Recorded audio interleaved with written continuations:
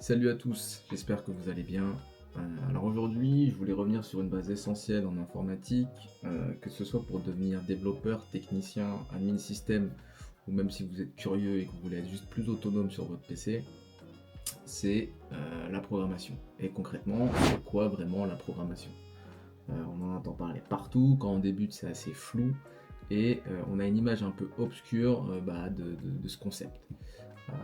Et on pense aussi que c'est réservé aux ingénieurs ou à des personnes qui seraient excellents en mathématiques. Et pourtant, c'est pas du tout ça. Ok. Donc aujourd'hui, on va poser un peu les bases ensemble de ce que c'est que la programmation et je vais vous expliquer un peu concrètement ce que c'est que la programmation, comment ça fonctionne et surtout à quoi ça sert. Puis même si vous voulez pas devenir développeur ou programmeur, ça vous sera utile. Quand on entend programmation, souvent on pense à des écrans noirs, des lignes de code à rallonge, des trucs incompréhensibles, des mecs avec des capuches en train de pirater des voitures, des systèmes. Sauf que bon, c'est pas exactement ça quoi. En réalité, la programmation, c'est juste donner des instructions claires à un ordinateur pour qu'il exécute ses tâches. Ok. Et pour vous montrer à quel point c'est pas compliqué, je vais vous prendre un exemple qu'on connaît tous, en tout cas qu'on peut tous comprendre dans la vie de tous les jours. Bon, l'exemple qu'on va prendre, c'est la préparation d'un bol de céréales quand vous prenez votre petit déj par exemple le matin. Ok, donc ce que vous faites, c'est que vous prenez votre bol de céréales, vous versez vos céréales, vous versez votre lait, et ensuite vous le mangez. Donc ces quatre étapes, c'est ce qu'on appelle en informatique un algorithme. Ok, c'est rien de bien compliqué. Un algorithme, c'est une suite d'étapes qu'on va suivre à la lettre et dans l'ordre afin d'atteindre un certain résultat. Ok, et ça, c'est ce qu'on fait tous les jours. Tous les jours, c'est ce que vous faites. Quand vous faites la cuisine, vous faites la même chose. Quand vous vous rendez à votre travail, vous faites la même chose, etc., etc. Donc, la programmation, ça a un tronc commun, c'est ce qu'on appelle l'algorithmie. Et cette algorithmie, c'est simplement le fait de donner des instructions à un ordinateur de manière cohérente, logique et étape par étape pour atteindre un certain résultat. Et lorsque l'on a rédigé en fait toutes ces étapes une à une et qu'à la fin on a un résultat, c'est ce qu'on va appeler un programme. Donc quand vous double-cliquez sur une application, c'est simplement des lignes de code qui vont s'exécuter les unes après les autres pour atteindre un certain résultat. Et il faut savoir qu'un ordinateur, c'est une grosse calculatrice qui ne sait pas forcément ce que vous voulez faire, et donc il faut tout lui dire. Et ça, c'est ce qu'on va faire avec une suite d'instructions. Et pour pouvoir communiquer avec votre ordinateur, c'est là qu'on va utiliser des langages de programmation. Des langages de programmation, on en a plusieurs, on en a plein. Et ces langages de programmation, ils vont nous permettre en fait de communiquer avec la machine d'une certaine manière. S'il y a différents langages de programmation, c'est parce qu'ils sont simplement optimisés pour certains traitements. Ok. Par exemple, on va avoir le Python qui revient assez souvent quand on va apprendre la programmation parce que sa syntaxe est assez simple à comprendre, c'est assez explicite. Vous allez avoir le Bash et le PowerShell pour tout ce qui est scripting et automatisation de système. PowerShell c'est plus pour les systèmes Windows et le Bash c'est plus pour les systèmes Linux.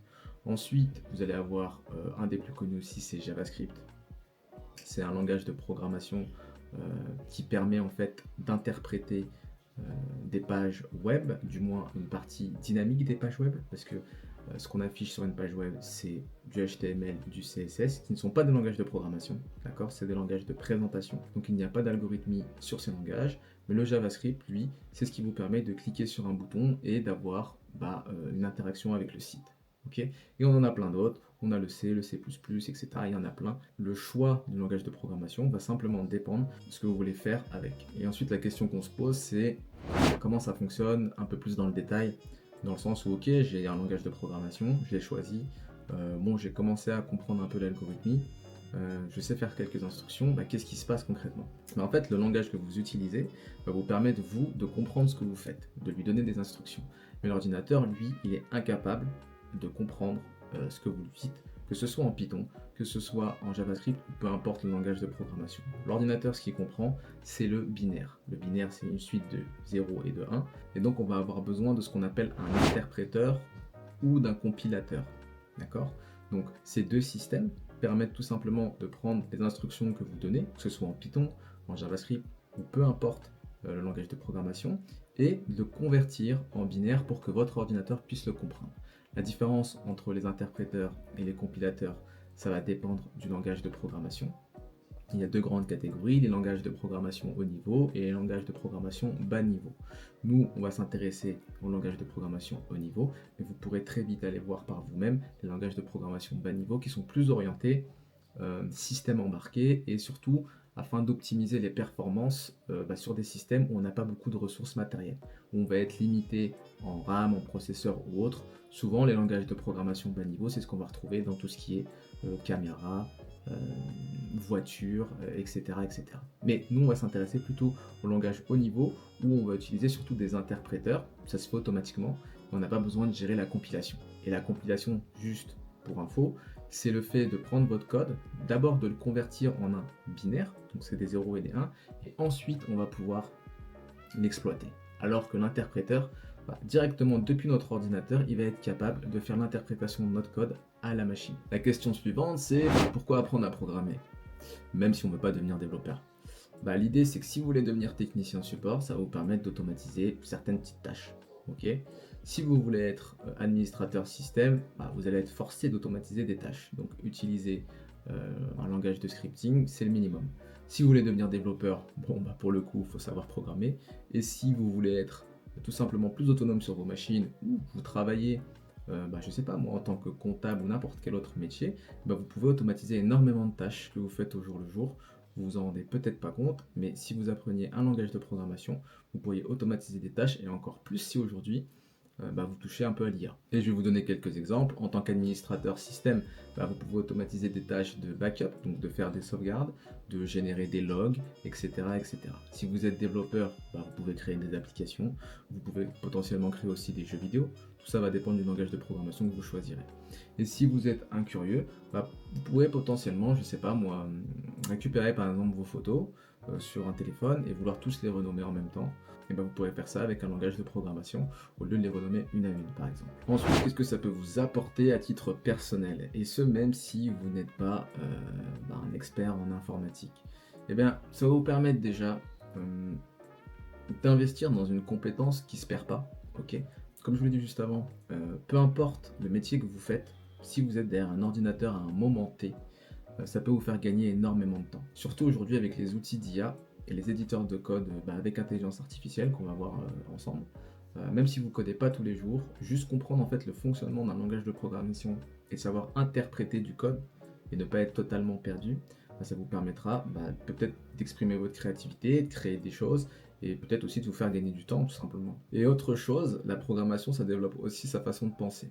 C'est-à-dire que lorsqu'on fait de la programmation, comme je vous l'ai dit, c'est une suite d'étapes logiques qu'on doit mettre en place. D'accord?